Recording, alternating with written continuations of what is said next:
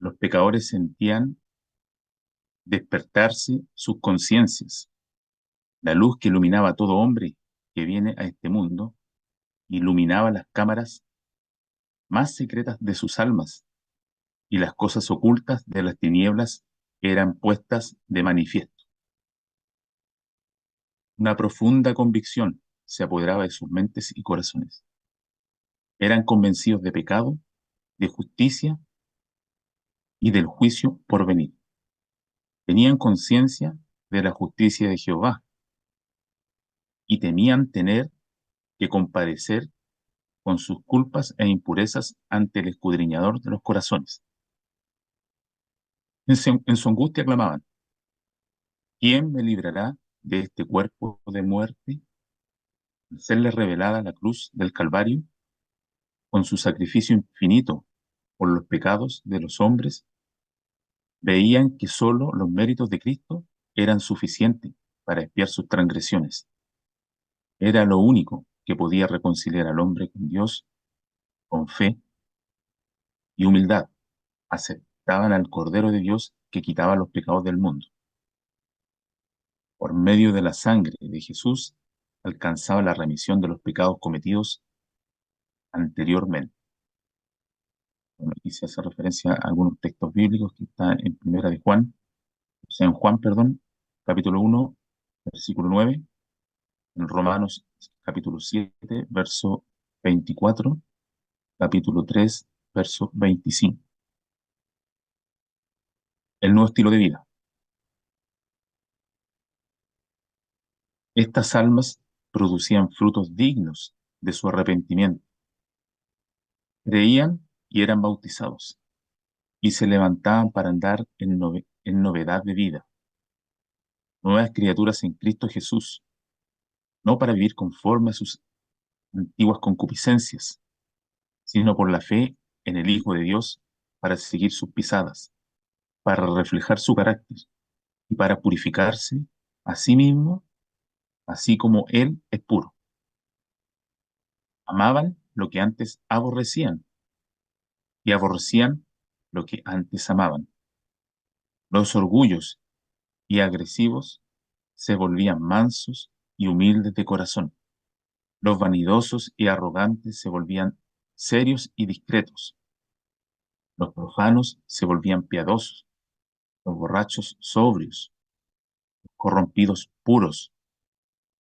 Las vanas costumbres del mundo eran puestas a un lado. Los cristianos no buscaban la belleza exterior, como peinados ostentosos, joyas de oro y vestidos lujosos, sino la belleza que procede de lo íntimo del corazón y consiste en un espíritu suave y apacible. Esta sí que tiene mucho valor delante de Dios. También se hace referencia a un texto bíblico, Primera de Pedro, capítulo 3, versos 3 y 4.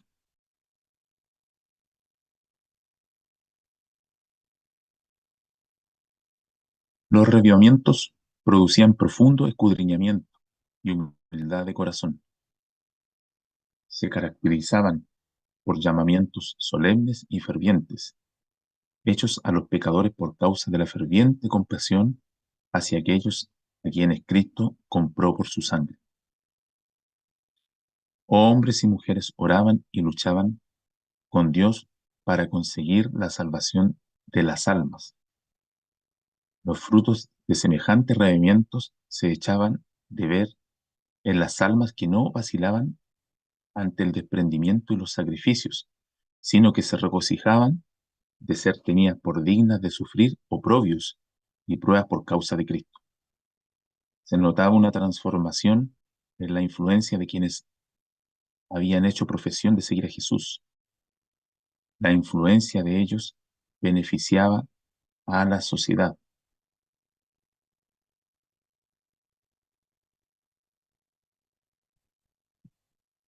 Tal es el resultado de la obra del Espíritu de Dios. Una obra de reforma es la única evidencia de arrepentimiento verdadero. Si restituye la prenda, devuelve lo que robó, confiesa sus pecados y ama a Dios y a sus semejantes, el pecador puede estar seguro de haber encontrado la paz de Dios. Tales eran los efectos que en otros tiempos acompañaban a los regimientos religiosos. Cuando se los juzgaba por sus frutos, se veía que eran bendecidos de Dios para la salvación de hombres y el mejoramiento de la humanidad.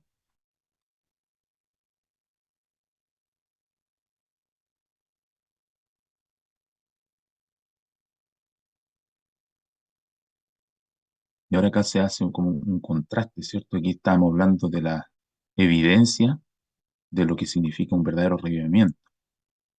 Y ahora acá se hace un contraste y dice, revivimientos falsificados. ¿Cuál es su diferencia? Hace la pregunta.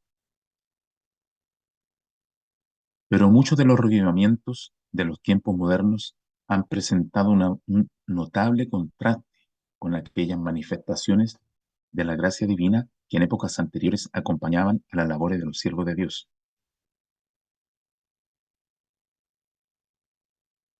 Es verdadero, es verdad que despiertan un gran interés.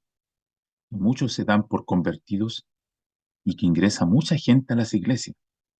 No obstante, los resultados no son tales que nos autoricen a creer que ha habido un aumento correspondiente a la verdadera vida espiritual.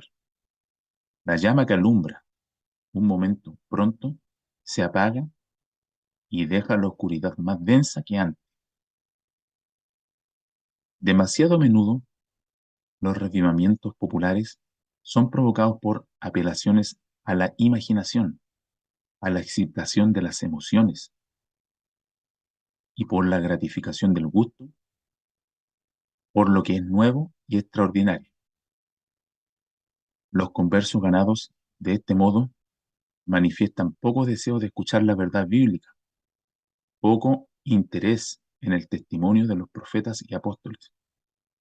El servicio religioso que no revista un carácter tanto sensacional no tiene atractivo para ellos. Un mensaje que apele a la fría razón no despierta un eco alguno en ellos. No tienen en cuenta las claras advertencias de las palabras de Dios, cuales se refieren directamente a sus intereses internos. Hay un aspecto ahí que se hace mención que tiene que ver con lo emocional, ¿cierto? Más que con lo racional. Para toda alma verdaderamente convertida, la relación con Dios y con las cosas eternas será el gran tema de la vida.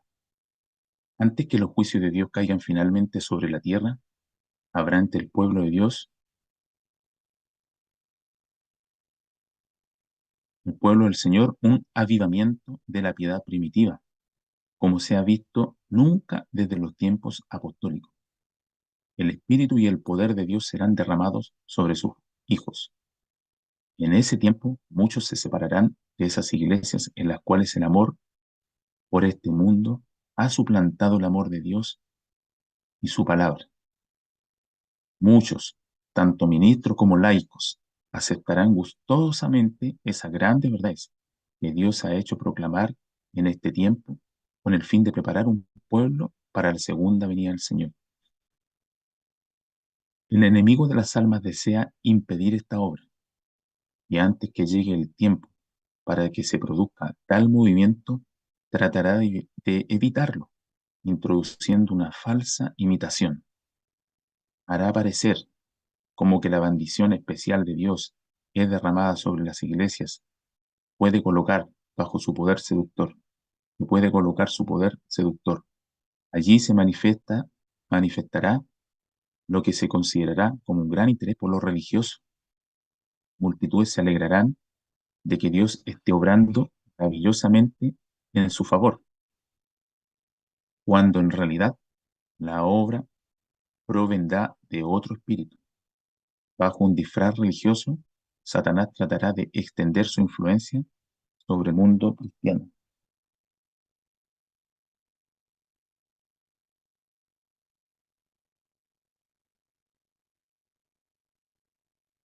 ¿Por qué ser engañados? En muchos de los revivimientos que se han producido durante el último medio siglo, se ha dejado sentir un mayor o menor grado las mismas influencias que se manifestarán en movimientos futuros más extensos. Hay una excitación emocional, una mezcla de lo verdadero con lo falso, bien adaptada para extraviar. No obstante, nadie necesita ser engañado. A la luz de la palabra de Dios, no es difícil determinar la naturaleza de estos movimientos. Donde quiera que los hombres descuiden el testimonio de la Biblia y se alejen de las verdades claras y examinadoras del alma que requieran abnegación y renunciamiento del mundo, podemos estar seguros de que Dios no dispensa allí sus bendiciones. Y al aplicar la regla que Cristo mismo dio, por sus frutos los conoceréis, Mateo 7:16, resulta evidente que esos movimientos no son obras del Espíritu, ¿cierto? Otra característica bien importante acá que se hace mención en los frutos, ¿cierto? Los frutos de ese revivamiento. En las verdades de su palabra, Dios ha dado a los hombres una revelación de sí mismo, y a todos los que acepten les sirven de escudo contra los engaños de Satanás. El descuido en que se tuvieron esas verdades fue lo que abrió la puerta a los males que ahora tanto se están propagando en el mundo religioso. La naturaleza e importancia de la ley de Dios se ha perdido de vista en sumo grado. Un concepto falso del carácter, la perpetuidad y la obligatoriedad de la ley divina ha conducido a errores con respecto a la conversión y a la santificación. Y como resultado se ha rebajado el nivel de la piedad de la Iglesia. En esto consiste el secreto de la ausencia del Espíritu y el poder de Dios en los movimientos de nuestros tiempos.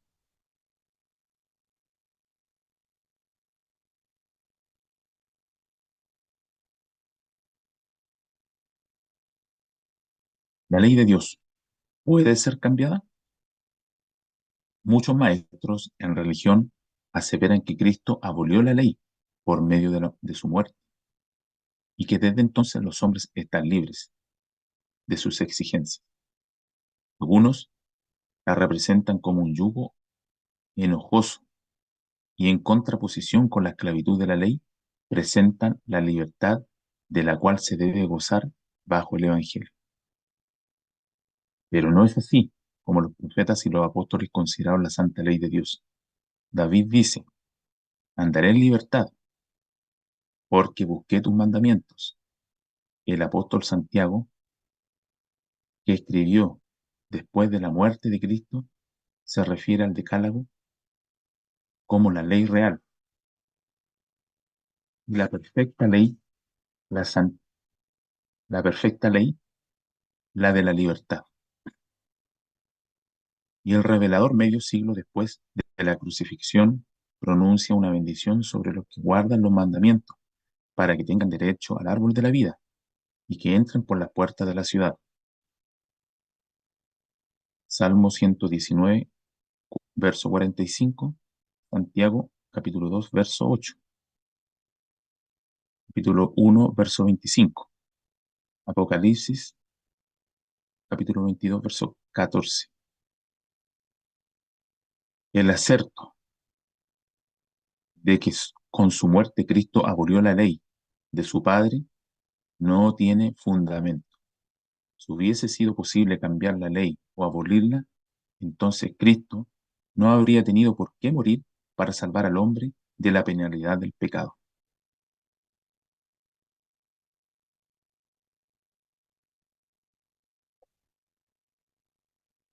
Enemistados y reconciliados. ¿Cómo se efectúa esto? Es una obra de la conversión y la santificación reconciliar a los hombres con Dios por medio de ponerlos de acuerdo con los principios de su ley. En el principio, el hombre fue creado a la imagen de Dios Estaba en perfecta armonía con la naturaleza y la ley de Dios. Los principios de su justicia estaban grabados en su corazón, pero el pecado lo alienó de su Hacedor. Ya no reflejaba más la imagen divina. Su corazón estaba en guerra con los principios de la ley de Dios. Los designios de la carne son enemistad contra Dios, porque no se sujetan a la ley de Dios, ni tampoco pueden. Romanos 8:7.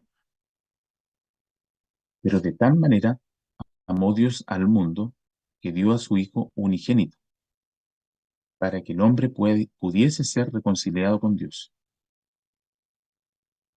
Con los méritos de Cristo puede restablecerse la armonía entre el hombre y su Hacedor. El corazón debe ser renovado por la gracia divina. Debe recibir nueva vida de lo alto. Este cambio es el nuevo nacimiento, sin el cual Jesús sin el cual, según dice Jesús, nadie puede ver el reino de Dios.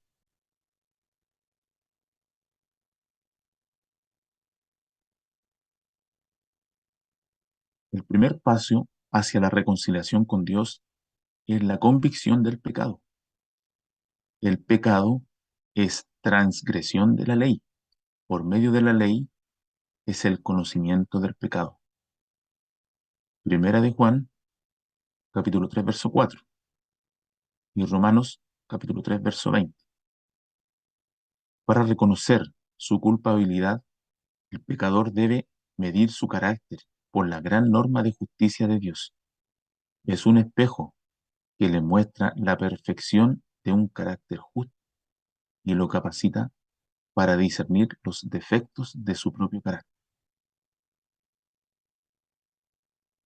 La ley revela al hombre sus pecados, pero no le provee remedio. Mientras promete vida al que obedece, declara que la muerte es lo que le toca al transgresor. Solo el Evangelio de Cristo puede librarlo de la condenación o la contaminación del pecado. Debe ejercer arrepentimiento ante Dios, cuya ley transgredió, y fe en Cristo, su sacrificio expiatorio. Así obtiene remisión de los pecados cometidos anteriormente y se hace partícipe de la naturaleza divina. ¿Está ahora libre para transgredir la ley de Dios? El apóstol Pablo dice: ¿abrogamos la ley por medio de la fe? No, por cierto, antes bien hacemos estable la ley, los que hemos muerto al pecado. ¿Cómo viviremos aún en él? Juan declara: en esto consiste el amor de Dios, en que guardemos sus mandamientos, y sus mandamientos no son pesados. Romanos capítulo 3, versículo 31, capítulo 6, verso 2, primera de Juan capítulo 5, verso 3. En el nuevo nacimiento, el corazón viene a quedar en armonía con Dios al ponerlo de acuerdo con su ley. Cuando se ha efectuado este poderoso cambio en el pecador, entonces ha pasado de muerte a vida, de pecado a santidad, de transgresión y rebelión a obediencia y lealtad.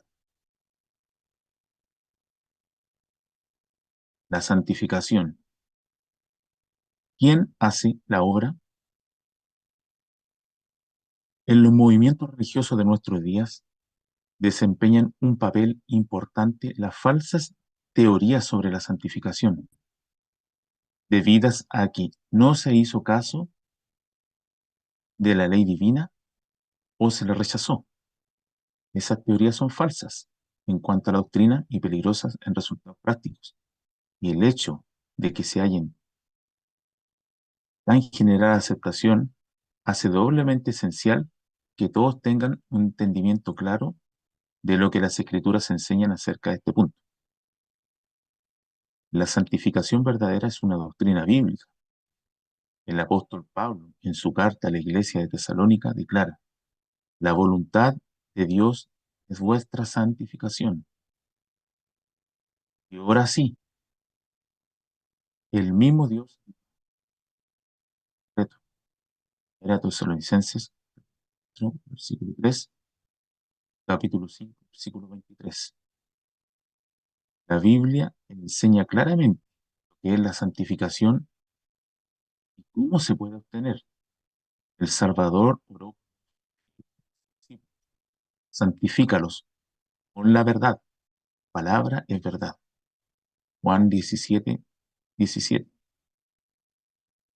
Y Pablo enseña a los creyentes deben ser santificados por el Espíritu Santo. Romanos 15, verso 16. ¿Cuál es la obra del Espíritu Santo? Jesús dijo a sus discípulos: cuando viniere el Espíritu de verdad, Él os guiará al conocimiento de toda verdad. Juan capítulo 16, versículo 13. Y el salmista dice: tu ley es la verdad. Por la palabra y el Espíritu de Dios quedan de manifiesto ante los hombres los grandes principios de justicia personificados en la ley divina.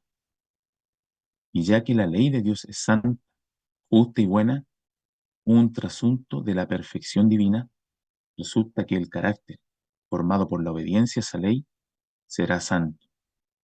Cristo es ejemplo perfecto de semejante carácter. Él dice: he guardado los mandamientos de mi Padre, hago siempre lo que le agrada.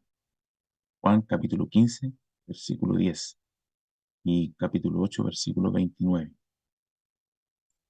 Los seguidores de Cristo han de volverse semejantes a Él por la gracia de Dios, formar un carácter en armonía a los principios de su santa ley. Esto es santificación bíblica. Esta obra solo puede realizar a través de la fe en Cristo, medio del poder del Espíritu de Dios que habite en nosotros.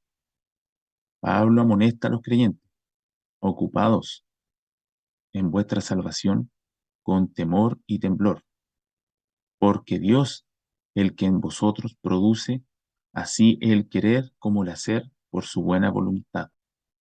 Filipenses capítulo 2, versículos 12 y 13. El cristiano sentirá las incitaciones del pecado, pero luchará continuamente contra él. Aquí es donde se necesita la ayuda de Dios. La debilidad humana se une con la fuerza divina y la fe exclama: gracias sean dadas a Dios, que nos da la victoria por medio de nuestro Señor Jesucristo.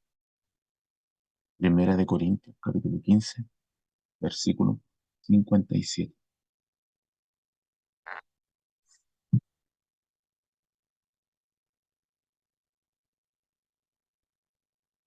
Las Escrituras enseñan claramente que la obra de la santificación es progresiva.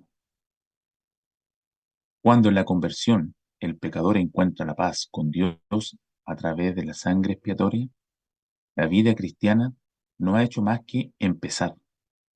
Ahora debe llegar al estado del hombre perfecto, crecer a la medida de la estatura de la plenitud de Cristo. Hebreos capítulo 6, versículo 1, Efesios capítulo 4, versículo 13.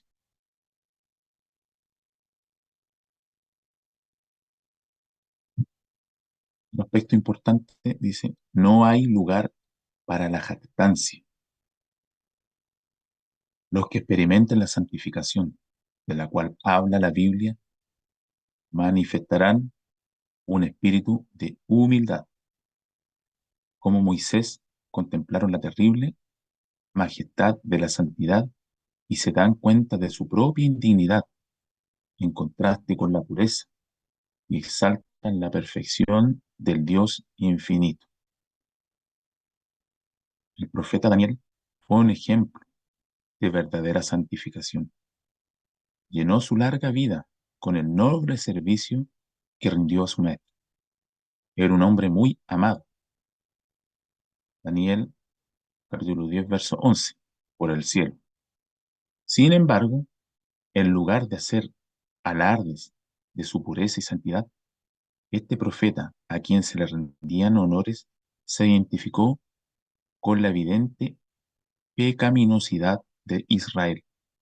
Mientras se intercedía ante Dios en favor de su pueblo, no elevamos vuestro ruego ante ti, confiados en nuestra justicia, sino en tu mucha misericordia. Hemos pecado, hemos hecho impíamente. Él declara, estaba hablando y orando y confesando mi pecado y el pecado de mi pueblo. Daniel, capítulo 9, versículo 18, versículo 15 y versículo 20. Cuando Job oyó la voz del Señor de entre el torbellino, exclamó, me aborrezco y me arrepiento en polvo y ceniza. Cuando Isaías vio la gloria del Señor y oyó los serafines que clamaban, Santo, Santo, Santo, Jehová de los ejércitos, dijo abrumado, ay de mí, que soy muerto. Después de haber sido arrebatado hasta el tercer cielo y haber oído cosas que no le es dado al hombre expresar, Pablo habló de sí mismo como menos que el más pequeño de todos los santos. Y fue el amado Juan, quien había descansado en el pecho de Jesús y contemplado su gloria, el que cayó como muerto a los pies del ángel. Job, capítulo 42, versículo 6. Isaías, capítulo 6, verso 3. Isaías, capítulo 5, Isaías, perdón, capítulo 6, verso 3 y 5. Segunda de Corintios, capítulo 12, versículos de 2 al 4. Efesios, capítulo 3, verso 8 y Apocalipsis 1, 17. No puede haber glorificación de sí mismo, ni arrogantes pretensiones de estar libre de pecado, por parte de quienes caminan a la sombra de la cruz del Calvario. Sienten que fueron sus pecados los que causaron la agonía que destrozó el corazón del Hijo de Dios, y ese pensamiento los guiará a una profunda humillación de sí mismo. Los que viven más cerca de Jesús son quienes disciernen más nítidamente la fragilidad y la pecaminosidad de la humanidad, y su única esperanza se cifra en los méritos de un Salvador crucificado y resucitado.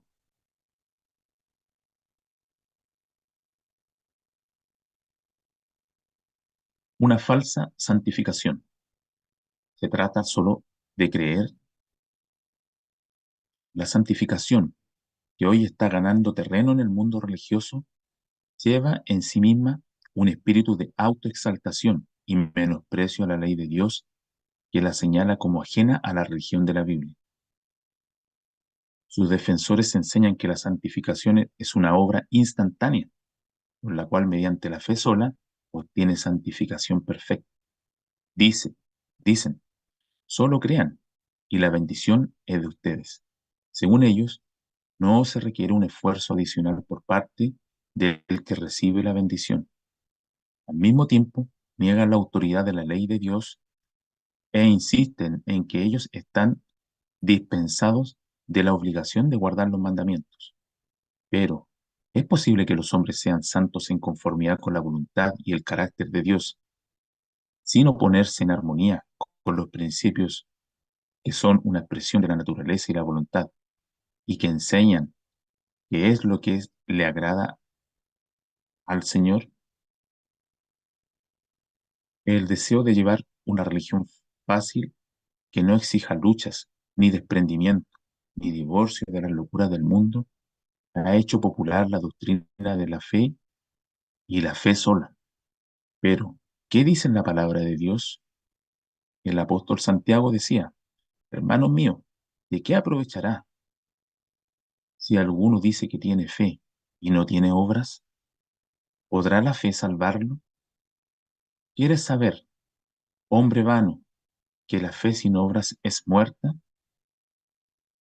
¿No fue justificado por las obras Abraham nuestro padre cuando ofreció a su hijo Isaac sobre el altar?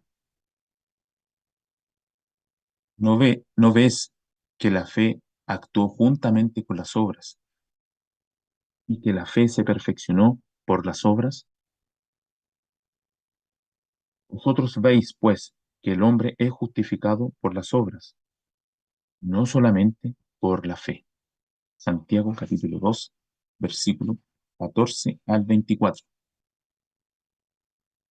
El testimonio de la palabra de Dios se opone a esa doctrina seductora de la fe sin obras. No es fe la que pretende el favor del cielo sin cumplir las condiciones y por medio de las cuales conduce la misericordia. Es presunción, pues la fe verdadera tiene su fundamento en las promesas y las disposiciones de las Escrituras. Nadie se engaña a sí mismo con la creencia de que puede volverse santo mientras viole voluntariamente una de las exigencias de Dios, cometer un pecado conocido, silencia la voz atestiguadora del Espíritu y separa al alma de Dios. Aunque, sus epístolas, aunque en sus epístolas Juan habla mucho del amor, no vacila en poner de manifiesto el verdadero carácter de esa clase de personas que pretenden estar santificadas y seguir transgrediendo la ley de Dios.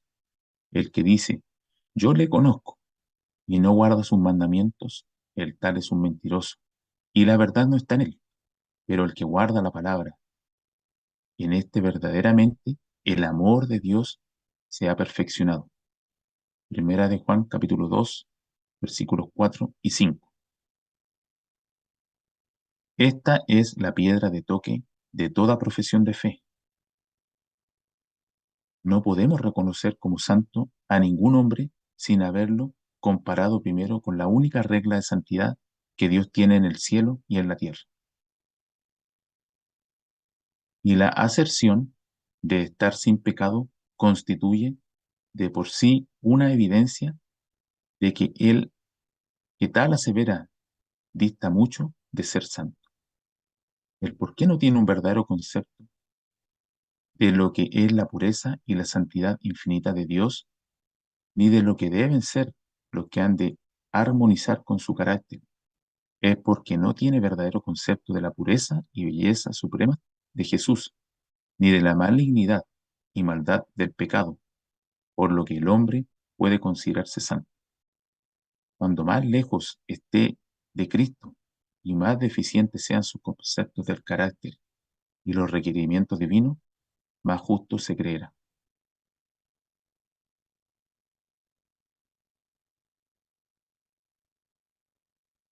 Santificación, entrega y participación total.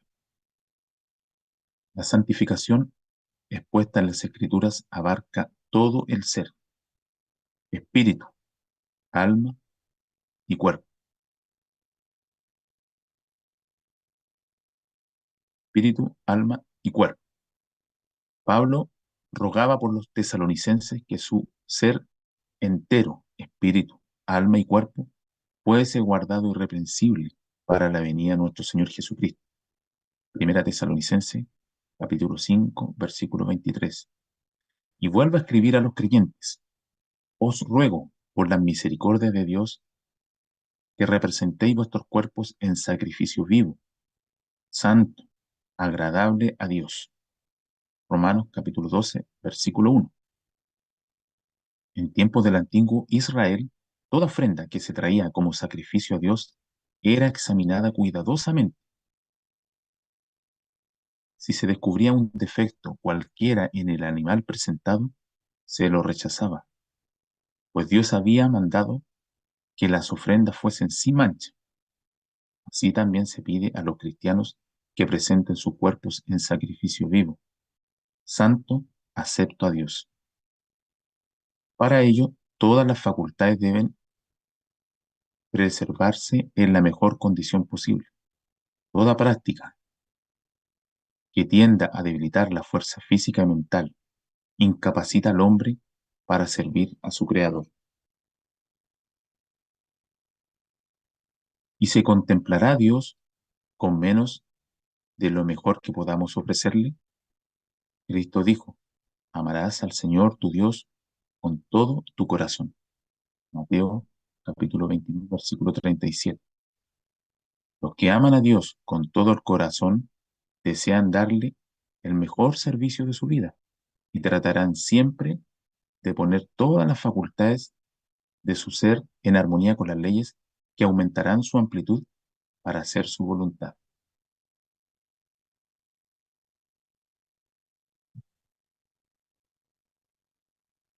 Una vida cambiada. El mundo está entregado al desenfreno. Las concupiscencias de la carne y la concupiscencia de los ojos y la soberbia de la vida gobiernan las almas humanas, pero los seguidores de Cristo son llamados a una vida santa. Primera de Juan, capítulo 2, capítulo 16. A los que cumplen las condiciones, salid en medio de ellos y apartaos y no toquéis lo inmundo. La promesa de Dios es, yo os recibiré y seré para vosotros por Padre, y vosotros me seréis hijos e hijas, dice el Señor Todopoderoso. De Corintios capítulo 6, versículo 18. Es el privilegio y el deber de todo cristiano tener una abundante y rica experiencia en las cosas de Dios. Los rayos luminosos del sol de justicia brillan sobre los siervos de Dios y estos deben reflejarlos. Y como las estrellas nos hablan de que hay una gran luz en el cielo con cuya gloria resplandecen, así también los cristianos deben mostrar que hay en el trono del universo un Dios cuyo carácter es digno de alabanza e imitación. Las gracias de su espíritu, la pureza y la santidad de su carácter se manifestarán en sus testigos. Ya no hay condenación. Si bien la vida del cristiano debe caracterizarse por la humildad, no debería estar marcada por la tristeza y el autodesprecio. Todos tienen el privilegio de vivir de manera que Dios los apruebe y bendiga. No es la voluntad de nuestro Padre Celestial que siempre estemos bajo condena y tinieblas. Andar con la cabeza baja y el corazón lleno de preocupaciones relativas a uno mismo no es evidencia de humildad verdadera. Podemos ir a Jesús y ser limpiados y permanecer ante la ley sin vergüenza, sin remordimientos. Ninguna condenación hay para los que están en Cristo Jesús, los que no andan conforme a la carne, sino conforme al Espíritu. Romanos capítulo 1. Por medio de Jesús, los hijos caídos de Adán son hechos hijos de Dios, porque el que santifica y los que son santificados de uno son todos, por lo cual no se avergüenza de llamarlos hermanos. Hebreos capítulo 2, versículo 11. La vida del cristiano debe ser una vida de fe, victoria y gozo en Dios. Todo el que ha nacido de Dios vence al mundo. Esta es la victoria que vence al mundo, nuestra fe. Primera de Juan, capítulo 5, versículo 4. Con razón, declaró Nehemías, el siervo de Dios, el gozo de Jehová es vuestra fuerza. Nehemías, capítulo 8, versículo 10. Y Pablo dijo, regocijaos en el Señor siempre. Otra vez digo, regocijaos, estad siempre gozosos, orad sin cesar, dad gracias en todo, porque esta es la voluntad de Dios en vosotros, en Cristo. Filipenses capítulo 4, versículo 4. Primera de Tesalonicenses, capítulo 5, del versículo 16 al 18.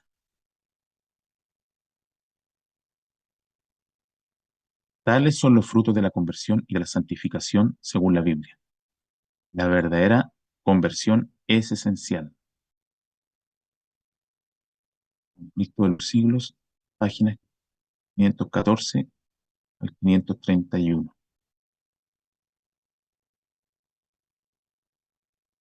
Mi hermano, eh, quiero que podamos orar a nuestro Dios.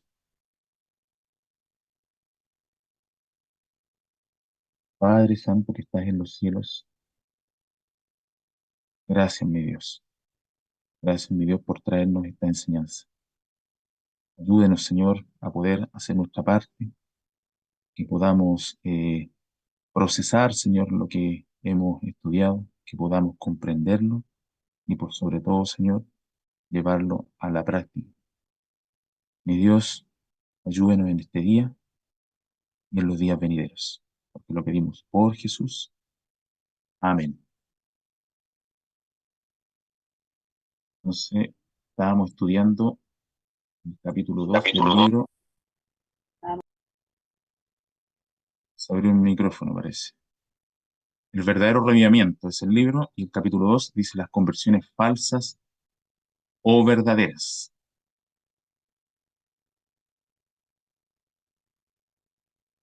Bueno, aquí se nos hace énfasis, ¿cierto?, en separar, ¿cierto?, cuáles eran las conversiones verdaderas versus las falsas, ¿cierto? Y nos daba ciertas características. Dice, las conversiones verdaderas se caracterizan por una profunda convicción del pecado, una búsqueda genuina a la justicia y a la conciencia del juicio venidero. También que estas conversiones nos llevan a un cambio de vida y que eso es evidente,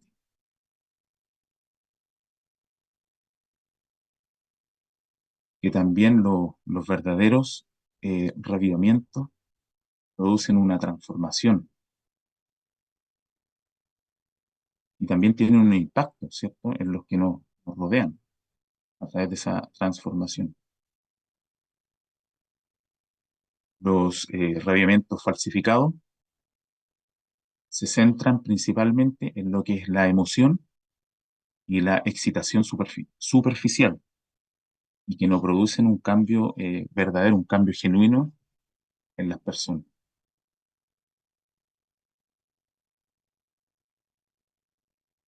La, la santificación también se nos habla que es un proceso continuo y que va de conformidad con los principios de Dios, de la ley de Dios, que también se logra con una fe en Cristo, y que es una obra que realiza el Espíritu Santo en los creyentes.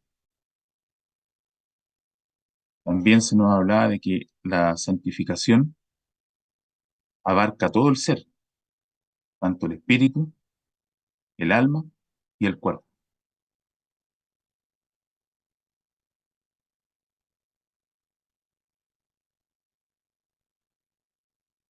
De lo que tiene que ver con la falsa doctrina sobre la santificación, se criticaba acá lo que tiene que ver con las enseñanzas que promueven una santificación instantánea, basada únicamente en la fe, sin manifestar la obra que tienen que ver con la fe. Que la verdadera fe se manifiesta en obras y obediencia ¿a qué? A los mandamientos que Dios nos estableció. Que también que la santificación eh, no implica una arrogancia, una jactancia, ¿cierto? Sino que una humilde sumisión a lo que es la voluntad de Dios. Eso, en cierto modo, a grandes rasgos, es lo que pudimos ver hoy día en relación al capítulo 2, que tiene por nombre las conversiones falsas o verdaderas. Ahora dejo a disposición de usted el micrófono para poder hacer los comentarios, pedidos de oración, contar algún testimonio.